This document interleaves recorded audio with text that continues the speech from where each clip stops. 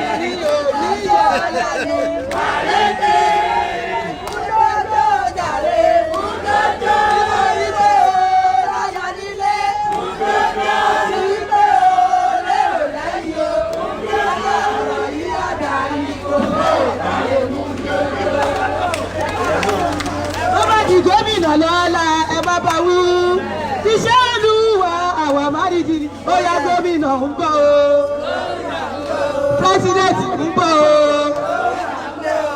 Sowore ń bọ̀ o.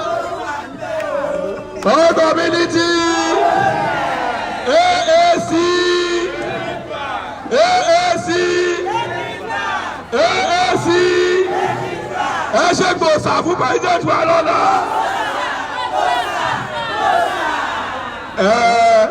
Ọ̀pọ̀ ènìyàn ló ń pè ṣùgbọ́n a dúpẹ́ lọ́wọ́ Ọlọ́run pé díẹ̀ la rí àti pé ṣọ́ọ̀kù ta wà nínú ẹ̀ kò jẹ́ kí àwọn èèyàn wá fún wa lọ́kàn balẹ̀.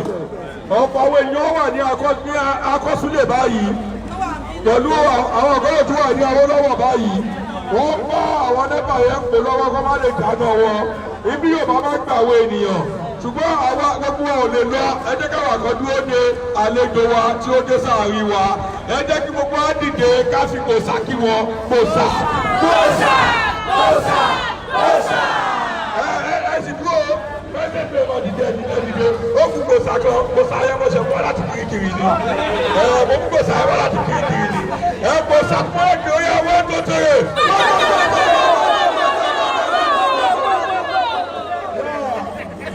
Shoot them away. AC, take it back. AC, take it back. AC, take it back. Ẹni tá a retí ó dé. Ènìyàn tá a retí ó dé.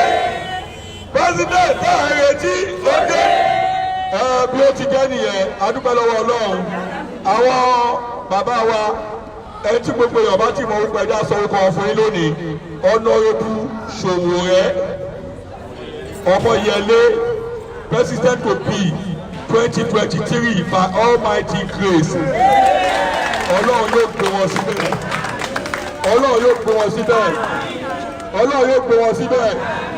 Ẹ jọ̀ọ́ gẹ́gẹ́ bí a ti sọ fún wa àárí àyè rárá nítorí pé dání kì í ṣe àwọn tí ò fi àwọn lọ́kàn balẹ̀ tọ́rọ̀ ò ní fi lọ́kàn balẹ̀ dání kì í ṣe àwọn ni ibi ò ní gba ènìyàn wọ́n fi ọlọ́pàá wọ́n kó gbogbo ẹ̀ ní àná lánàá yìí wọ́n mú ẹnìkan ní kọ̀mílítì wa wọ́n nà wọ́n ti fẹ́ fọlọ́pàá gbé lọ ṣùgbọ́n Ọlọ́run ò gbà fún wọn àwọn oníyàn lọ́gbà o lára àwọn èèyàn tání lọ́gbà bẹ́ẹ̀ tí wò wọ́n yìí orílẹ̀-èdè ńlá kan ni wọ́n lọ sí orílẹ̀-èdè látòrílẹ̀-èdè fún odidi bí ọ̀sẹ̀ mẹ́ta wọ́n ṣẹ̀ dé ni ẹ gbọ́ mi bẹ́ẹ̀ yẹn àwọn dé wà lẹ́yìn wọn àwọn náà ṣetán wọ́n máa gbà á gẹ́gẹ́ bí ọgbà tí ń gbà yàn wọ́n ṣetán máa bá wa sọ̀rọ̀ tó bá tásìkò tó máa bá wa sọ̀rọ̀ èyí náà máa bá wọn sọ̀rọ̀ ìkan tó wá fún nìyẹn bí ọ̀tẹ̀ ní àkókò púpọ̀ torí wọn ò ní pẹ́ lọ àwọn ibi tó fẹ́ tẹ̀ tó fẹ́ fọwọ́ tó fẹ́ fara bà ó pọ̀ díẹ̀ nínú ìrìn àjò wọn. Àwa dúpẹ́ fún wọn púpọ̀ púpọ̀ pé wọ́n jẹ wá adúpẹ́ púpọ̀ pé wọ́n dìde nítorí ọ̀rọ̀ wa àti nítorí ọ̀rọ̀ wọn. Ọlọ́run á lè gba ẹjọ́ gbogbo wa rò. Ọlọ́run á tó ti ẹnìkọ̀ọ̀kan wa. Àwọn ohun tí a wá bá wa sọ náà nìyẹn. Gbogbo community ẹni tá à ń wí náà rèé o, pẹ́sidẹ̀ntì tá à ń wí lọ́la náà rèé o. Wọ́n ti dé sáàrin wa. Ẹ má jọ ròyìn ẹ̀ fún yín, ẹ máa fi fóònù yín máa gbà àwọn tó wà lọ́dọ̀ àwọn NEPA kan fi NEPA lọ́wọ́ lẹ̀ kó wá bá pẹ́sidẹ̀ntì wa. Ẹ gbọ́ mi, wọ́n bá jáná yín ẹ lọ só padà. Wọ́n bá gbọ́lọ́pàá wa, pẹ́sidẹ̀ntì wa ti wà ní ọ̀la. Wọ́n ṣetán, ẹ máa gbọ́rọ̀. Ẹ máa gbọ́rọ̀. Tó bá ká sùn, ẹ máa gbọ́ lẹ́yìn wa. Àwọn tí ẹ̀yìn tí wọ́n, àwọn lè ṣetán láti gbé wọn wù. Ní agbára Ọlọ́run lè tì wọ́n lẹ́yìn Ọlọ́run gbà wọ́n. Àwọn tí a fẹ́ sọ fún wọn nìyẹn. Bó bá yá, àwọn ẹ̀ máa sọ̀rọ̀ tó bá yá máa sọ fún wọn. Bó bá yá, àá bá wọn. Wọ́n ní sọ̀rọ̀ láwọn àdìbò padà àdìbò. So máa yẹn wá ní ohun tó ń kàn pé fún ohun tẹ̀ ní wọn rí rárá. Bàtẹ́mi náà sì làwọn tíṣà pè mí pé kí n wá. Tíṣà pè mí pé kí n wá pé olójó yìí. Wípé ẹni tó ń kàn pé fáwọn kankan wọn ó dìbò fún sòrò rẹ̀. Àwọn dẹ̀ dìbò fún tán. Àbá tí wọ́n ní bá wọlé tán wọlé. Àwọn ọmọ bọ̀ bí àwọn náà nìyí. Bísí bàbá bọ̀. Bísí bàbá bí ìkọ́ ọ̀tọ́ ní ẹ̀yà kọ́ máa ṣe àwọn pẹ́ńsẹ̀ tó bí. Yes, kọ́ máa ṣe àwọn pẹ́ńsẹ̀ tó bí. Ẹnikẹ́ni mọ́nà bàbá yẹn. Ara wa ni o, ara wa ni bàbá yẹn, ara wa ni. Sílò sílò sílò sílòlò, sílòlòlò, sílòlòlò, sílòlò, sílòlòlò. Ẹ má bà ara wa nìyí o. Yà adúpẹ́ fún Ọlọ́run gẹ́gẹ́ bí a ti sọ. Láìpẹ́ láì jìnà ẹ jẹ́ kí pẹ́sìbà yẹn wá tó bá ti wá. Wọ́n bá ti sọ tiwọn àbí tó bá ti kí wọn tán a máa gbé gbogbo fún àwọn pẹ́sidẹ̀ntì wa.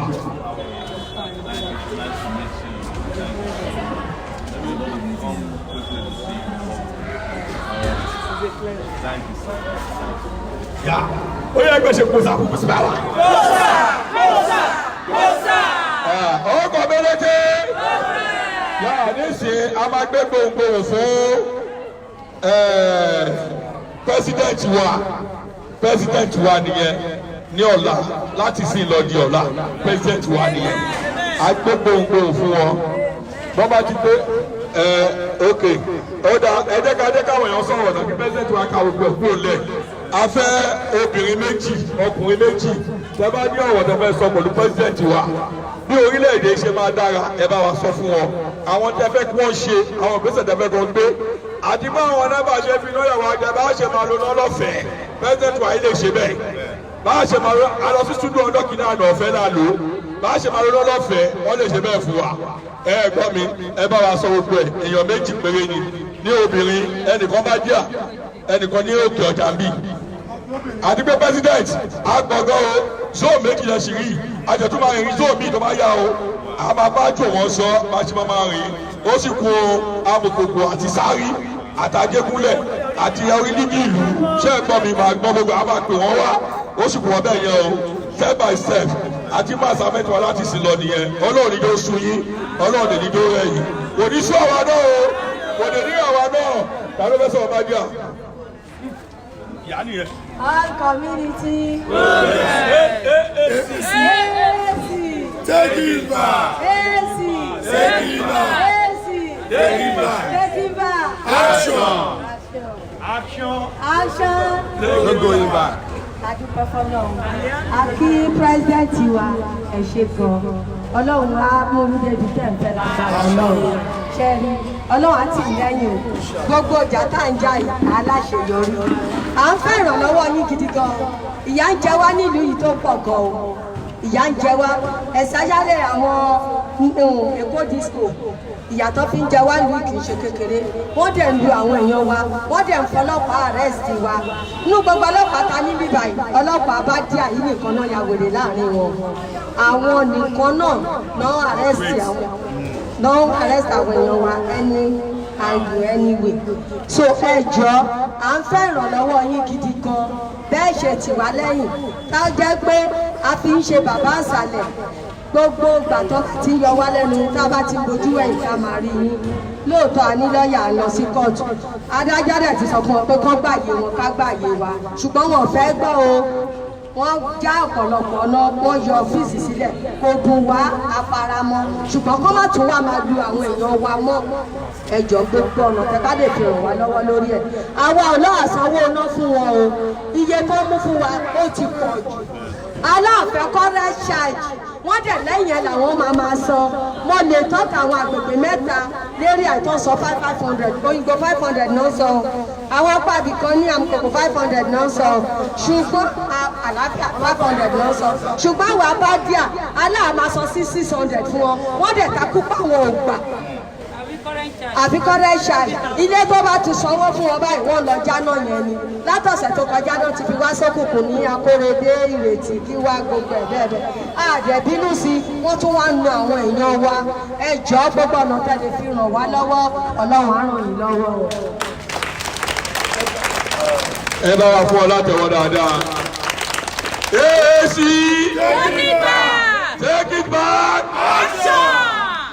ẹ jọ̀ọ́ ìbé láyà ọ̀rọ̀ tí ìyá wa bá wa sọ yẹn ọ̀rọ̀ míì tí ẹlòmíì máa bá wa sọ ẹ jẹ́ kó yàtọ̀ sí ọ̀rọ̀ tí iná àwọn kan pọ̀ lórílẹ̀‐èdè dáadáa náà pẹ́ẹ́sẹ̀tì wa lè bá wọn sọ lórí ẹ̀ ẹ jẹ́ kó yàtọ̀ sí ọ̀rọ̀ tí iná ẹ bá ní àfikún díẹ̀ ẹ lè fi díẹ̀ kún lára tiwọn yẹn ṣùgbọ́n ẹ jẹ́ kó tún jẹ́ pé ọ̀rọ̀ mìíràn òun ni kó bọ́ síbẹ̀ olódìgbà yẹn wọ́n fún pẹ́ẹ́sẹ̀tì wa wọ́n tún bá fún wọn ní orí kan abanéjì ẹ̀ náà ni gbọ̀ngàn ojú pẹ́ẹ́sẹ̀tì wa gbà wọ́n ṣẹ̀ tilẹ̀ yíbò dé ni mo mọ̀ pé tó bá kọ yíbò fún wọn bọ́ọ̀ bá tẹ̀ ẹ̀gbọ́n wọ́n máa ṣe báyìí so bó ti jẹ́ ni ẹ̀mí ní gbogbo ẹ̀ láì wọ́n ṣe tilẹ̀ yíbò dé ni àwọn yẹn wá ti ya bọ̀ wọ́n ti kó lọ́dọ̀ nípa àwọn ti wọlé bọ̀ díẹ̀ díẹ̀ lóyè alájà. AAC take back action no go back gọ́fìnà president lẹ́la ẹ̀mí yáàgùn àjíǹde ara máa jẹ ọmọ oníṣòkun ilé ọlọ́run ní fìkọ̀ fìkọ̀ lọ́wọ́ ẹjọ́ torí ọlọ́run ìyà ń jẹ wá níbí ìyà tó pọ̀ ó ń jẹ wá nídẹ̀yìn tí a ń gbowó ńláńlá tàdé láàyè fún tára ní ọlọ́pàá tí a ṣe àwa ní báàsì tó ti eyín wọ́n rìjẹ́ẹ̀tì wa ẹjọ́ torí ọlọ́run afẹ́ta bá ti pè yín kẹta wa lóhùn lọ́wọ́ kan lẹ́yìn náà bá dẹ̀ ti pè wá lọ́wọ́ kan a máa dá yín lóhùn agbára ọlọ́run àfún yín ṣe ẹ̀ẹ́dẹ́bí tẹ fẹ́ dé nírọ̀rùn ọlọ́run ní fara ní kò ní fi ní àwọn ọmọ yín kò ní fi ní gbogbo wa náà àwọn ọmọ tiwa náà jẹ́ èèyàn ńlá agbára ẹjọ́ ẹdúró tì wá ọlọ́run àdúró tẹ̀yìn náà ẹjọ́ ẹ má jẹ́ kó ojú tì wá ẹjọ́ ẹdúró tì wá ọlọ́run àṣà náà.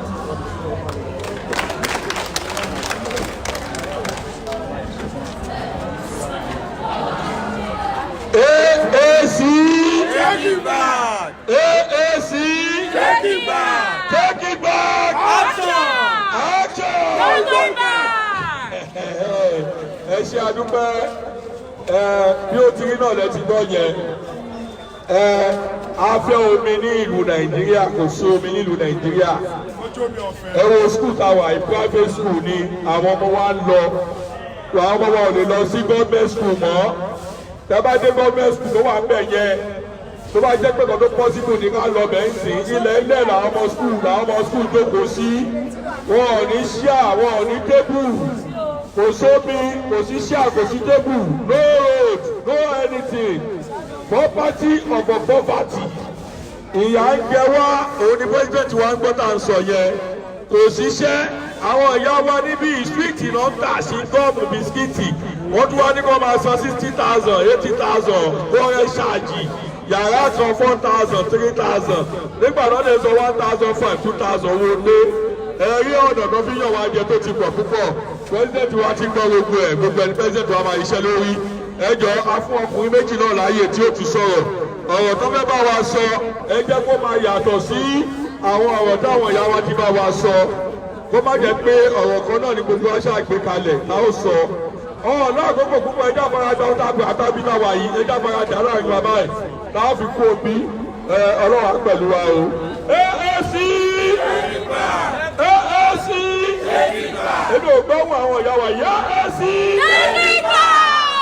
Ni wọ́n ọ̀rọ̀ náà bí give us top form. And I'm going to give us top form so that one of them are solo. AAC! Take it back! Take it back! Action! Action! Good afternoon, viewers. President Omoyele Sowore will be speaking in Yoruba and I will be interpreting in English. Sit back and enjoy this broadcast.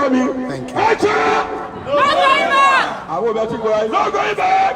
Action! Action! No going back! No going back! Action! SEC!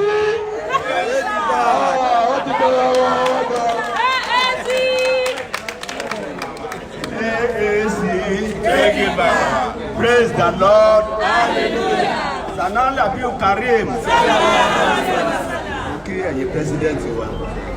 Ọlọ́run wà pẹ̀lú wa. He's greeting the president. Number one ọ̀rọ̀ mi. Kí ni solution tá a lè rí sí ọ̀rọ̀ Nàìjíríà? He's asking for solution to Nigerian case.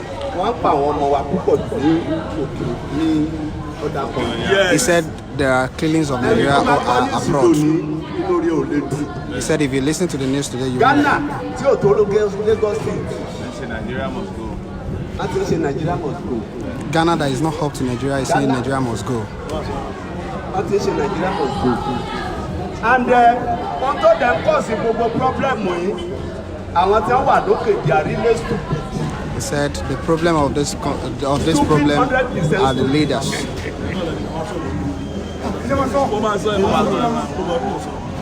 One point, ibi tí problem Nigeria ti ṣẹlẹ̀ orí náà ni. Michelin company ó wà Nigeria. The problem of Nigeria is light. Dunlop company ó wà Nigeria before. TZ, wọ́n kàn kó wá ní. He said all these companies are in Nigeria They are the before. taproot of Nigeria. But now where are they? Lórí ìkíni, lórí ọ̀rọ̀ náà. Tá a bá lọ ra generator nísìnyí, I pass my neighbor, kò lè lo 3 weeks. Please o, listen to me. Kò lè lo 3 weeks kó tó bàjẹ́. Topless of a big company and they will give them crazy deal, 40 million. From that side, the companies are always back out. How our people want to get job? Then you come at ebi ń pààyàn, kò rówó jẹun. Ntọ́ bá ní ló bá gbé. Ọ̀nà wo la gbé gbà? Ọ̀rọ̀ Nàìjíríà. Because yóò dáa kẹ́bà fojú wúwo láti ìsàlẹ̀. Ohun tó dẹ̀ cause major problem is about this light. Now, bámi làdání. Làdán lẹ́ ń bọ̀. Water corporation nìyẹn. Water corporation nìyẹn. 2,800. Láti April láti níná láti lómi gbẹ̀yìn. Wọ́n fún ọ lómi. No water, very good. No water and they are bringing big. Láti April láti lómi. And the man brought this bill today. He brought the bill for water. He said for the past 2 months they've not been able to get that same water they are paying for. He opened his, he said there's no water.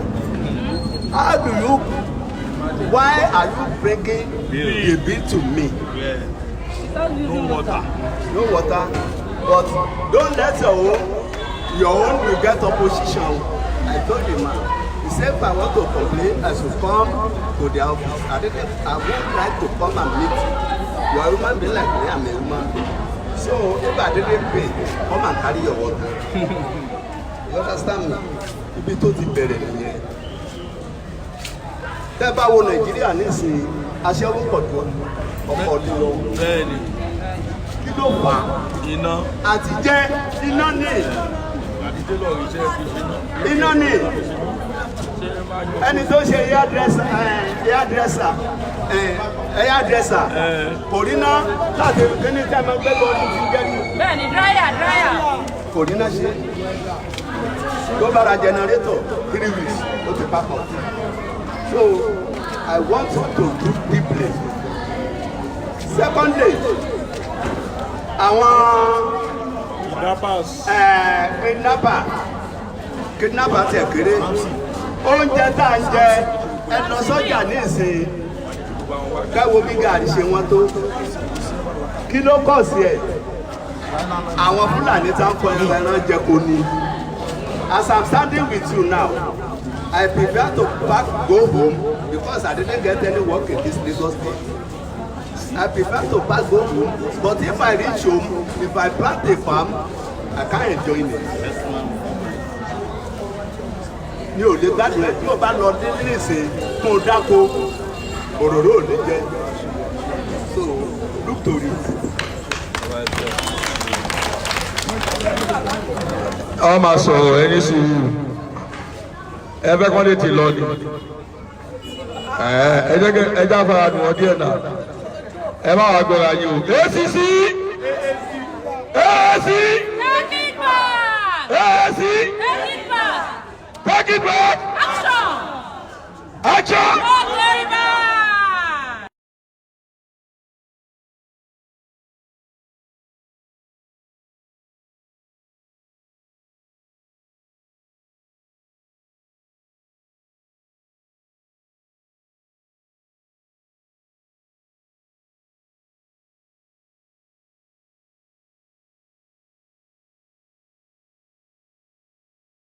Sọ àwọn ìyá wa gan tó ọ̀dún owó ná tí wọ́n rí náà fi ṣiṣẹ́ owó tó fi rán wọn lọ àwọn náà tó di sisi màmá kò ní gbà ẹ̀wà rí báyìí. Àwọn bàbá náà nígbà táwọn náà rí náà fi ṣe wẹ́dà tó rí náà fi ṣe kan mọ́ wọ́n dọ̀ ọlọ́kadà wọ́n dọ̀ ní kẹ̀kẹ́ nà fẹ́ẹ̀bù ẹ̀wà lé accident ọlọ́kadà pọ̀ lọ rẹpẹtẹ ẹni tí ò mọ ọ̀kadà kù tẹ́lẹ̀tẹ́lẹ̀ tó bẹ̀rẹ̀ sí kú ọ̀kadà lọ́sàn-án gangan ẹ̀rí báyìí president wa níṣẹ́ tó gbọ́dọ̀ bẹ́ẹ̀ ṣe kọ́ gbà wá lọ́wọ́ àwọn olórí kórí àwọn amúnisìn tó ń pera wọn ní orúkọ kan ó wà lọ́wọ́ Ọlọ́run gbọ́ mi Ọlọ́run ló mọ dédé nítorí náà àwọn onídàáwùkọ torí àwa síbí láti bá tẹnìkan jẹ́ bí kò ṣe pé kíte wa lè dára tó Ọlọ́run kó gbàdúrà wa o pọ́ìntì ni àwọn ti sọ fún president wa yẹn ọ̀ fún wọn lómi wọ́n gbé bíìlì wa gbọ́ mi lọ́sibítì tún wà ń bẹ̀ o àwọn lọ́mà àwọn náà tún máa mú bíìlì wá o wọ́n tún máa mú bíìlì wá ẹ wò ó ojú wa ọ̀dọ́ mọ́ bó ṣe yẹ kó dán mọ́ ẹ lọ wo àwọn tó lọ lóyìnbó ẹgbẹ́ wa tó lọ lóyìnbó tó bá dé sí ojú ọ̀dọ́ mọ́ ọdún ṣe wá lọ nítorí pé ohun gbogbo tí wọ́n ṣe fún wọn tó ń gbà lọ́wọ́ Ọlọ́run ìjọba wọn fi ṣe dáadáa fún wọn ohun tó ń gbà lọ́wọ́ àwa bí gbogbo tax tó ń gbà lọ́wọ́ wa non use wọn ò rí kankan fi ṣe fún wa gbogbo kànáàrí wa ló kún ààrẹ ní bá wa kó omi wọlé Ọlọ́run á gbà wá lọ́wọ́ Nàìjíríà o Ọlọ́run á dé lo bàbá wa Honorable Sowore Ọmọyẹlé Ọlọ́run á lò wọ́n fún wa láti jẹ́ kó rí Nàìjíríà orílẹ̀-èdè yìí kó dára. AAC AAC take it back action. No going back. Ọmọyẹlé ni o, Ọmọyẹlé ni o, ìràwọ̀ tó wà lókè téńté. Ọmọyẹlé ni, Ọmọyẹlé ni, ìràwọ̀ tó wà lókè téńté. Ọmọyẹlé ni. ACC AAC adáwọ̀pẹ́ fún Ọlọ́run ọ̀nà ọpẹ́ wa kò ní pin ọ̀nàdébù ẹ jẹ́ kí n sọ pé Ọmọyẹlé kú Sowore adúpẹ́ fún yín tí Ọlọ́run pè yín wá fún alólùrànlọ́wọ́ adúpẹ́ fọlọ́run tọ́lọ́run mú yín wá fún wa ní olùrànlọ́wọ́ bí mo ṣe kéré mọ̀ yìí mo sì lè fi tán 40 years nínú ayé gbogbo president tó ti ń jẹ bọ̀ látòrí ológun títí dásìkò tá a wà yìí kò sí kankan nínú wọn tó fẹ́ fún àwọn mẹ̀kúnnù. He said as old he is, I can give the history of this country and none of them has done something incredible for the country.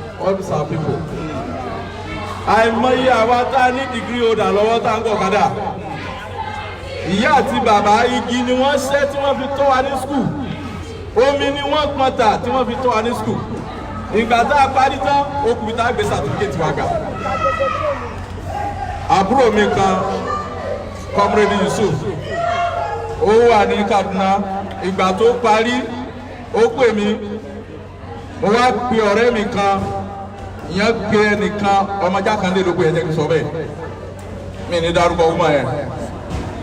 Ó ní kí ló rí, mo sọ tó rí di fún un, ó ní kí n lọ mú 1.5 million wá. Tí n bá parọ́ Ọlọ́run ọba tó dá mi rí mi o, orí ilẹ̀ ni mo wà yìí. Ó ní kí n lọ mú 1.5 million káwọn tó lè fún ọmọ yẹn níṣẹ́. Mo wá price yẹ mọ́tò tí mo ń gùn, ìgbà tí mo gbé price lé wọ́n náà máa rà ní 800,000. Mo ti decide láti ta mọ́tò yẹn láti pé kí n fi help ọmọ yẹn kó ríṣẹ́.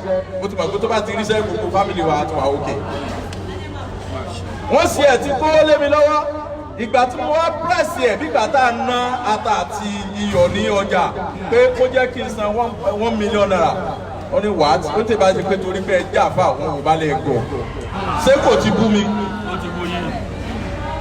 Inú wa bí mi, máa sọ pé mi fẹsẹ̀ yẹn mọ́.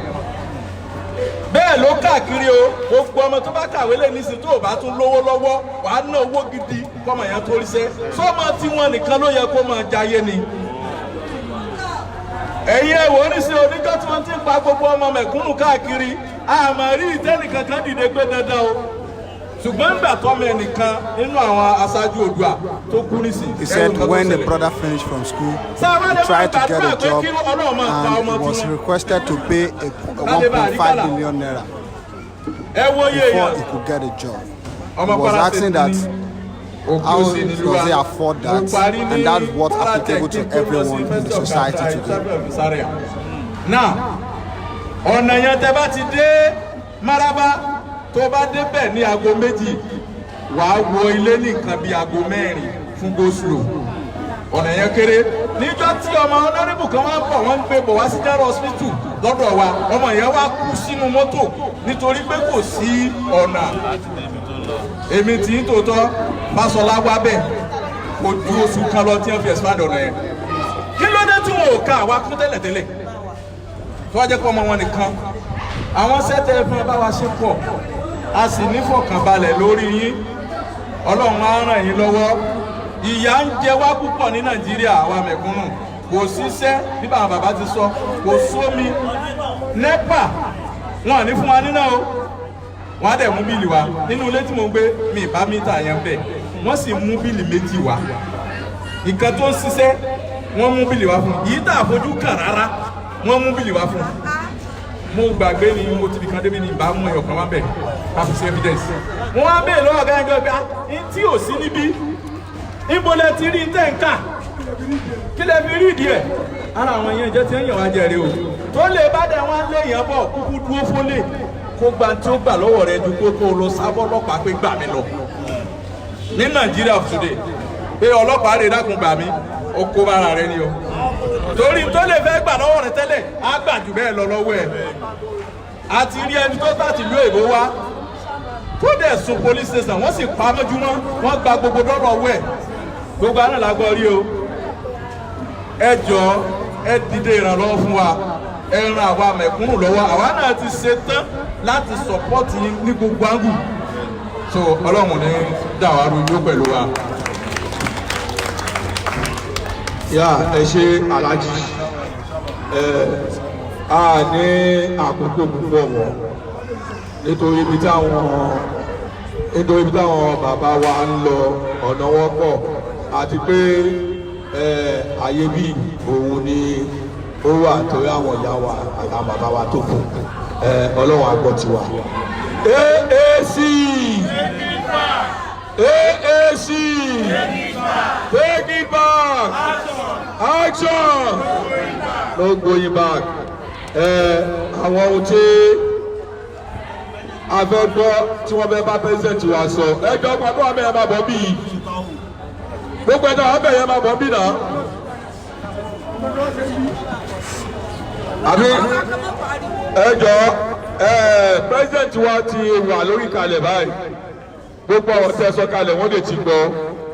gbogbo ibi kan lọ káàkiri náà gbogbo ìjẹ ti sọ iná wọn ti sọ fún wọn kò sí tí wọn ti gbọ́ wọ́n ṣe ti ilẹ̀ yíbòde náà ni wọ́n ti gbọ́ oríṣiríṣi nítorí náà wọ́n bá wa sọ̀rọ̀ níwọ̀nba èyí tó kúkú sí president wa lọ́wọ́ ọlọ́run alọ́ bá wa wọnú wọn á wọnú ọkàn wọn wọ́n á lè bá wa ṣe gbogbo ẹ̀ láṣẹ yege àti láṣẹ yọrí ṣé bó ti jẹ́ nìyẹn ẹ wo ẹ jáde dúró káfíń ohun ẹgbẹ́ yìí káfíń pé president wa dìde AAC AAC AAC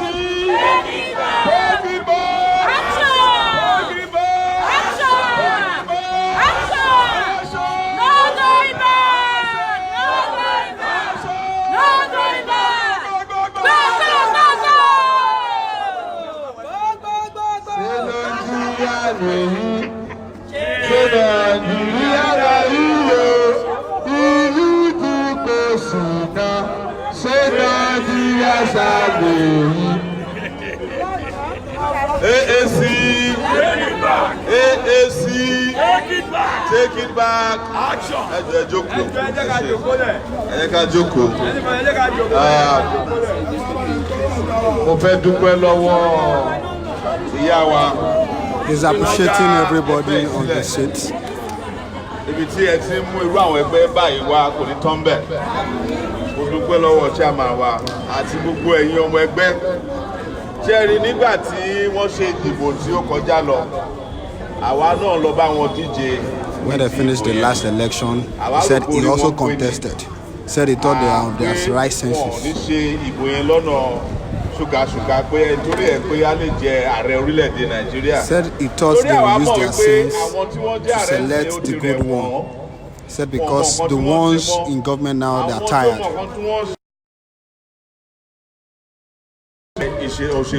Because those ones that are doing it, they are doing it for their own pockets.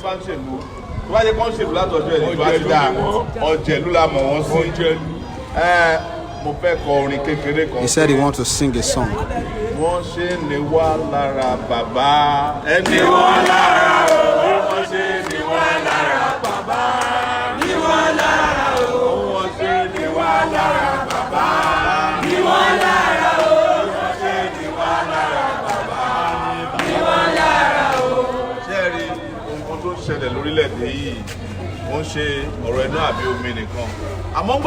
Said the problem of this country is not light and water alone.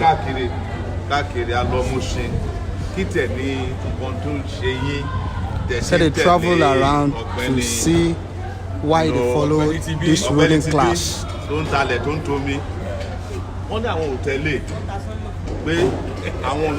And the response of the people was they were not following him.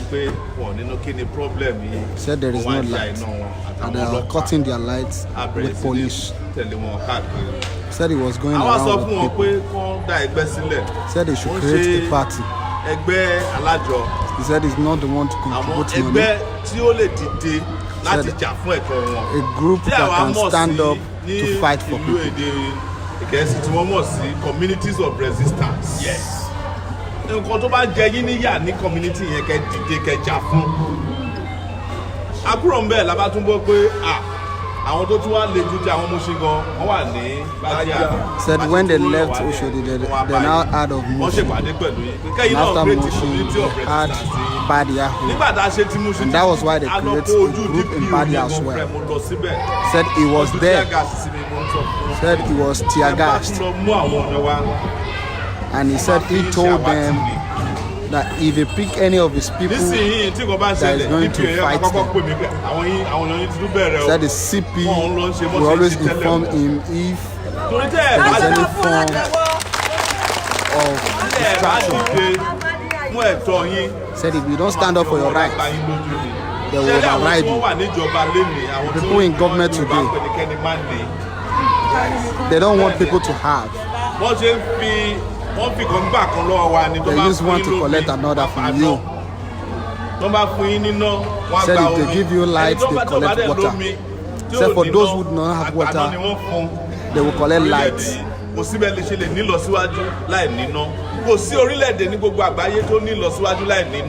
Said there is no country that goes forward in the world without light. àmọ́ gbogbo orílẹ̀-èdè Nàìjíríà lẹ́ ń jà. Said they are standing up for the whole country, not for the government.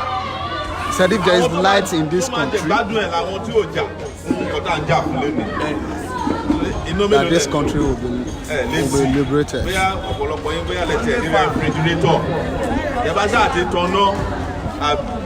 Bí a globe ẹyọ kan lẹ gbé sínú yàrá àbí kẹwo tẹlifíṣàn àbí àwọn tó ń lo AC àwọn tó ní kọ́mpìnì káàkiri lágbègbè wa ń bí báyìí wọn ò jà fún ìjà tẹ̀ ń jà fún.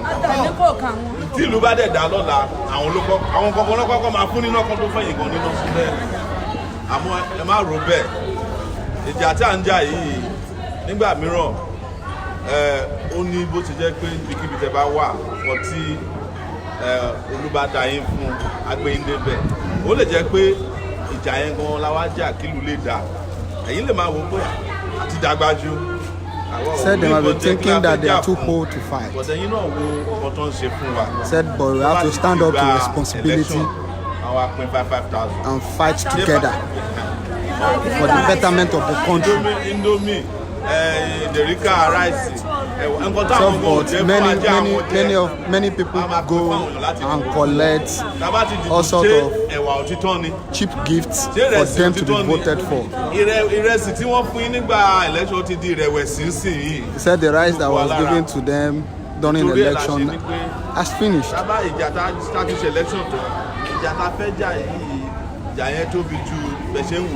He said because the fight they want to fight now is going to be bigger than what they think.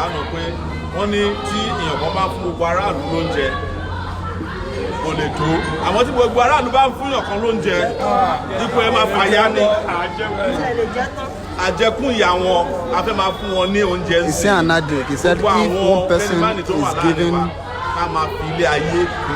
the whole city a food, it will look like nothing. But if the whole city is given one person a food, the person will run away. Ṣẹ́rí tẹ́lẹ̀ tá a bá ń jà fún àwọn nǹkan báyìí nírí àwọn ọmọléèwé má ṣe bí pé wọn ọmọ yín àbí kó máa fojú tẹ́ńbẹ́ lóyún àwọn politician wọ́n kàn máa wá àwọn òṣèlú wọn wá lẹ́ẹ̀kan tó bá ti náwó sí. Said if they are fighting like this, students most times don't like this kind of things.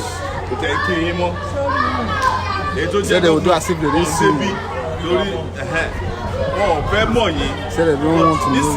Said but now students, workers, market women, that we want to join hands together. Join hands together to fight this battle.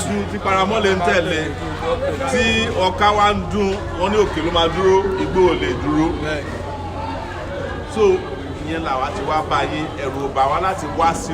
he said that's why they came, that he's not afraid to come.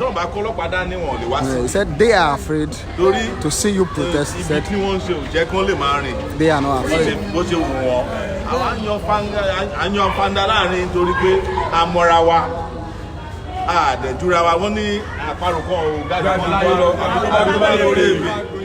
So ìyẹn làwa ṣe wá báyìí inú wa dùn sí yín púpọ̀ àwa dẹ̀ wà lẹ́yìn yín pé ohunkóhun tó bá máa ṣẹlẹ̀ àjọ máa wà ń bẹ̀ ni. Táwọn bá ń gbé wọn.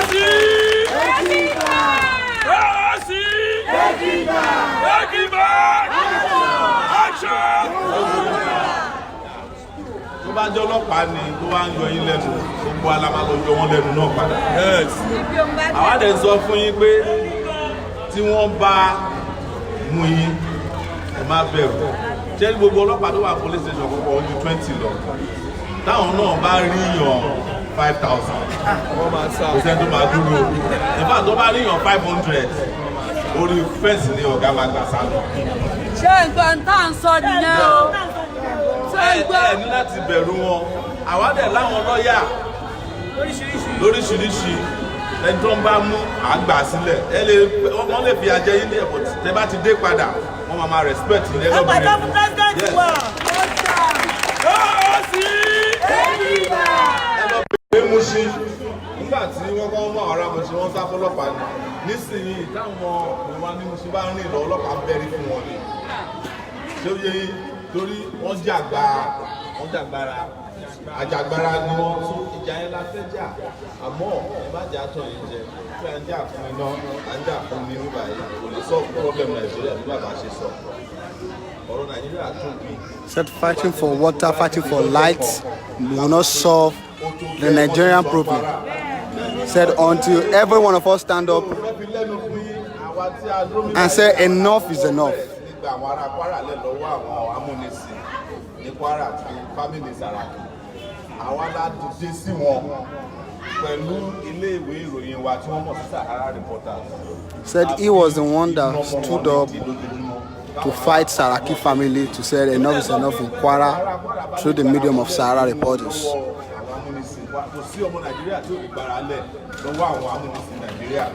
Said we can all deliver ourselves from all this action, but we have to stand up to our feet and say enough is enough.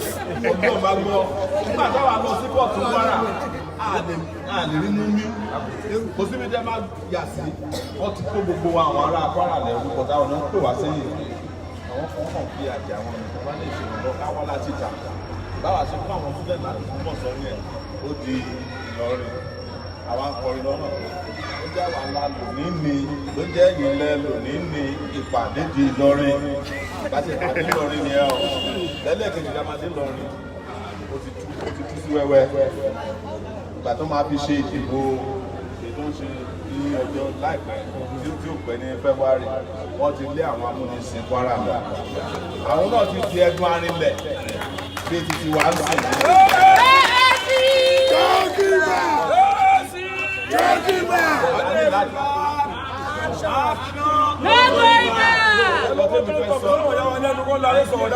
mo fẹ́ sọ pé ní pé mo ṣe take it back ní kan máa ṣe ń sìn àwa tí wàá gbé kíní ẹ̀ sókè àti gbé ẹ̀mí. He said we are not only doing take it back alone. He said we are not doing take it back alone, but we are also doing revolution now. He said because this fight we are going to fight right now. He said because the person you are going to vote for. He said if you don't fight with the person you are voting now, that they will not change and they will still manipulate the election.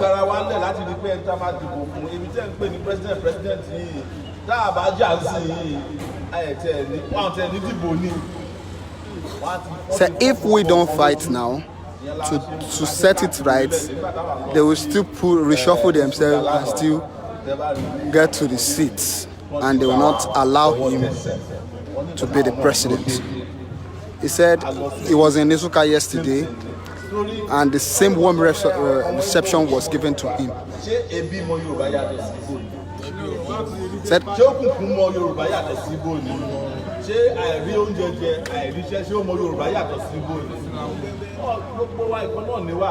but àwọn náà ló ń fi gbogbo àwọn èdè wọn yẹn ló fi ń dàárín ara wa wípé ẹ̀wọ̀ Yorùbá ìwọ Ìgbò ọkàn máa dájà lé láàrin ara wa. Said we are all one.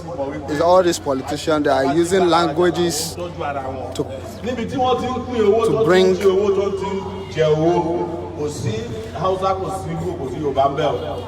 So where they are sharing money, there is no tribe there. Said there is only is because their thinkings are together.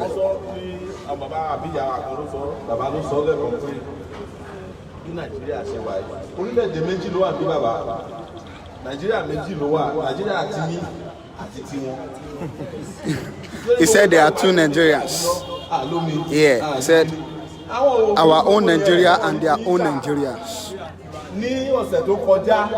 Said last week. Said if you know how many of them traveled down to London to do graduation for their child.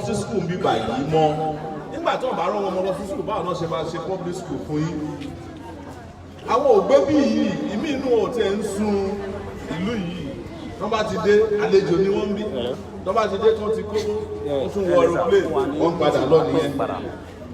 So wọ́n á ń béèrè lọ́wọ́ ara wa kí ló ló dé tí mi ò mọ̀ bóyá gọ̀ ni o because tó bá ń sọ pé ọmọ gọ̀ ìyá ẹ̀ ní tó bá ti kú kí ló ń pọ̀ ọmọ. ipa kan náà ni ó pa. bóyá gọ̀ ló ń ṣe wá ní o kò tiẹ̀ wá yé mi pé báwo ni a ṣe máa pọ̀ tó lè ká máa wo àwọn tí ò pọ̀ tó wa tó máa mú wa lẹ́rú tá máa tẹ̀lé wọn òyìnbó mú wa lẹ́rú èèyàn dúdú àti wá mú wa lẹ́rú kí ló dé ìyẹn ti wá pọ̀ jù fún wa òun la ṣe káàkiri ẹ má dẹ́ bẹ̀rù àwọn ọmọ ní ọlọ́pàá lè máa mú wọn tó bá yá fún àwọn aráàlú wọn máa mú ọlọ́pàá ní ìta bá lọ ẹ ti ń ṣe ọ̀rẹ́ wọ́n máa jáná yín sí àti ọlọ́pàá àtẹ̀lé jáná gbogbo ẹ̀ ìwúlò ìwò pọ̀ ní ibi tẹ bá jáde ni ẹ̀yin fúnra yẹn tó máa tún súná yín padà rí àwọn náà dẹ̀ mọ̀ torí ó ti dójú pé ẹ̀yin kò tẹ̀ lè bẹ̀rù anybody lọ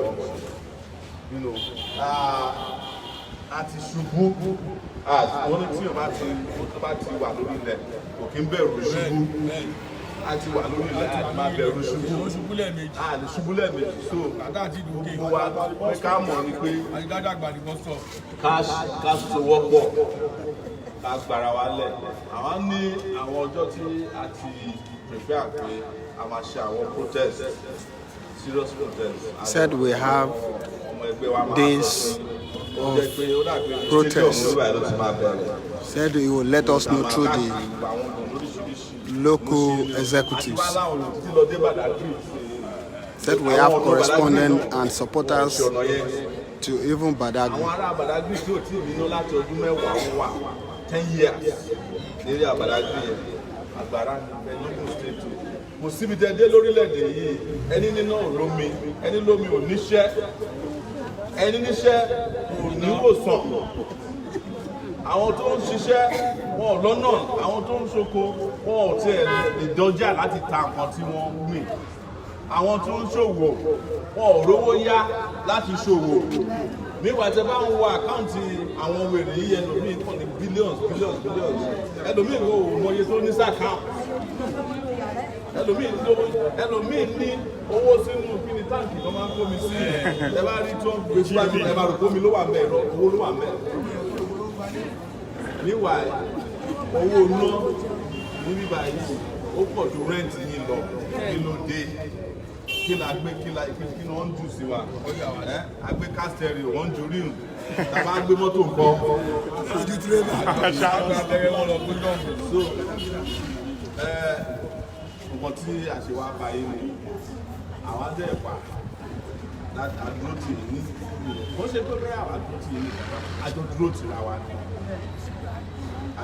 tìra wa ni torí mo ń bọ́ tẹ́ ń sọ pé dúró tì wá kájọ dúró tì wá torí tẹ́lẹ̀ gbogbo alájọ ìfowópamọ́ dàgbà láti ìgbà yẹn gan-an ni wọ́n máa mọ̀ pé àwọn eléyìí wọ́n ti wá ó ti di kìrọ́ǹgìdá àwọn eléyìí yóò kẹ̀rẹ̀ mọ́ àti débẹ̀ sí ẹ bá dé ilẹ̀ Ìgbò tí wọ́n sọ yìí wọ́n ti organize ara wọn tí wọ́n yàtọ̀ sí ìta sọ yìí padà wọ́n ti mú ọ̀rọ̀ Nàìjíríà yìí ti sún wọn àwọn tẹ̀ fẹ́ lọ dá ìlú tí wọ́n lẹ̀ torí bí Yorùbá ṣe ń pa lórí ni pé òrìṣà bí ó lè pè mí wọ́n ti fẹ́ máa ṣe tí wọ́n lọ bọ̀ àwọn sọ fún ọ pé ẹ bá tẹ̀ dá ìlú tí sílẹ̀ tí ẹ bá fi wálẹ̀ sí Nàìjíríà yìí àwọn máa tẹ̀lé yín wá o tómi bá wà tí wọ́n bá wà lọ́dọ̀ yín ìlú náà máa di ṣùkú ni o tó a ṣe kúrú tí wọ́n pọ̀ sí yìí káàkiri gbogbo ẹ̀sìn tí ó bá jẹ́ bẹ́ẹ̀ nílé ayé yìí tí yín bá ń dùn tó ń yùgbà gbogbo àwọn everybody ní Nàìjíríà ń bọ̀ lọ́dọ̀ yìí bọ̀tá bá jọ sọ wọ́n pọ̀ sí ká tún Nàìjíríà ṣe olùkúlùkọ́ máa gbádùn mi tó wà tí ó yẹ ká lè níná 24 hours. Imagine that. Nígbà tó níná Benin Republic iná wa náà ń lò wọ́n níná 24 hours. Ẹ̀dẹ́ Ghana wọ́n níná 24 hours. Ṣé kí ó yẹ ká lè ní prepaid meter? Àwọn prepaid meters yẹn wọ́n wà Nàìjíríà lọ́wọ́lọ́wọ́ bá ṣe sọ yìí. Wọ́n ti rà wọ́n ti fowó wa rà wọ́n. But náà kí n fún wa tẹ́ ẹ̀ bá bribe wọn ò jẹ́ fún wa. Ẹyin ẹ wo àwọn àgbègbè ibi tí a pé ṣé ìlú ṣe yẹ kó rí lélẹ̀. Bí London máa ní ọ̀dọ̀ wa ń bí. Ìgbà tá ń bọ̀ bàtà ń bọ̀ àárín ọjọ́ tí wọ́n bá ti dáa ju ibi tá a ti ń bọ̀ lọ.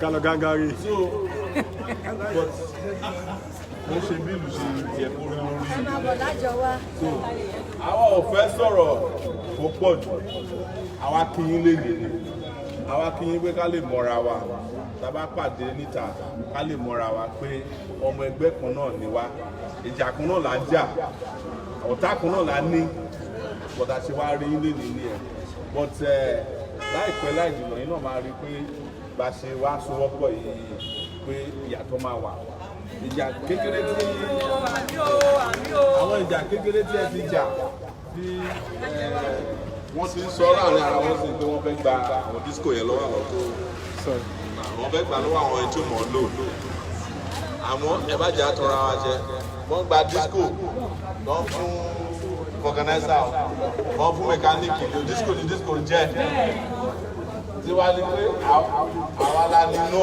ń dáná wa padà fún wa wọ́n wọ wọ́n pè ní disco wọ́n wọ ọkọ̀ pé láti àṣà orúkọ tó bá wù wọ́n kọ́ pé tabasa àti níná tí ò dẹ̀ pa wá lára ó tán ọkọ̀ tá a fẹ́ nìyẹn bàtà wà á jà fún mi.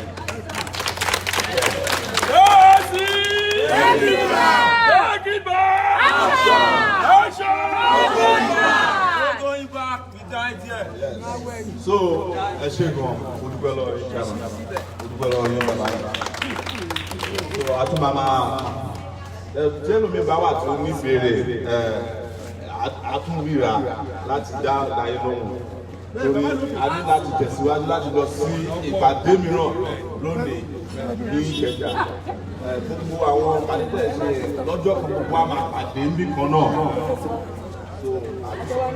wọ́n ṣe ń sọ pé oṣù àtúnrarí òwe àkàlà.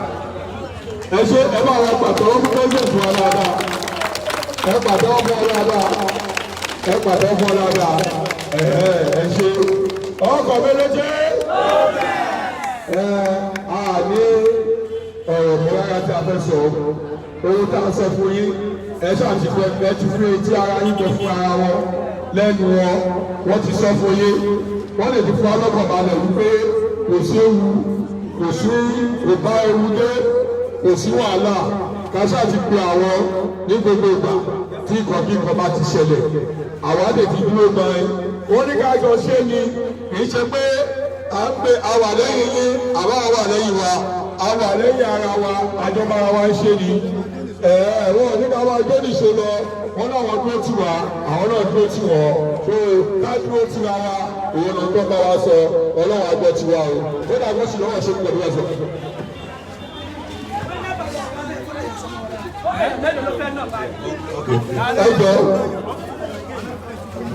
ẹjọ àjọ máa bá wọ́n lọ tábà yìí sí ni tábà lọ àti pẹ́sẹ̀tì àjọ máa wọ́n lọ tábà yìí àjọ máa lọ sí ìlú tábà yìí tó lọ́wọ́ yìí wọ́n wọ́n lọ wọ́n máa fi wà wọ́n máa yàtọ̀ wọ́n máa sá lọ òyà ẹ̀ka máa lọ.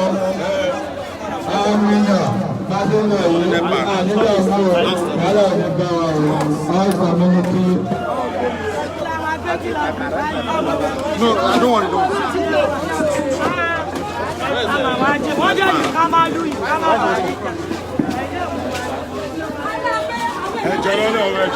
We got an alert that the NEPA man outside they are trying to be funny to the people outside. So we want to see the situation of things and we'll get back to you as soon as possible. Thank you.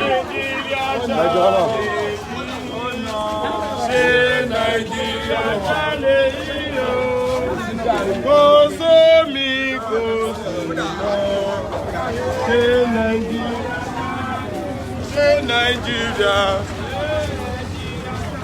Announcing President.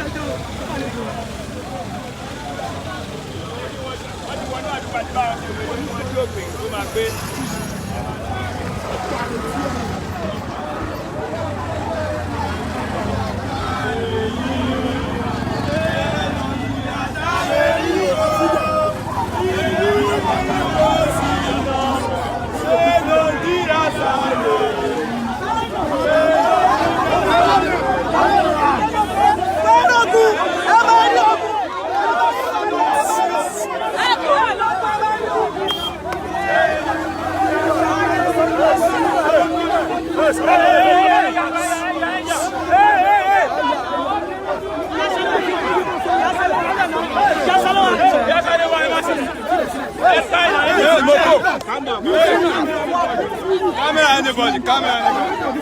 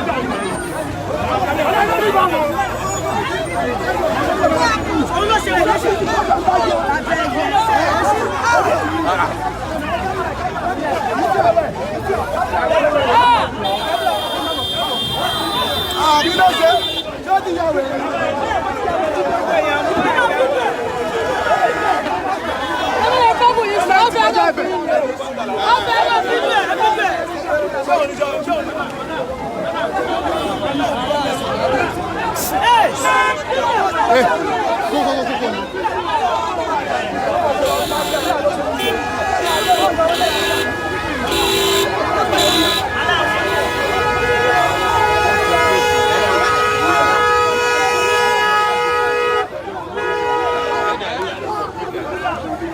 Get their leader to separate them.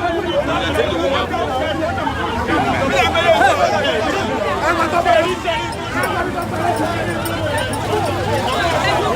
Madam, let me see your face.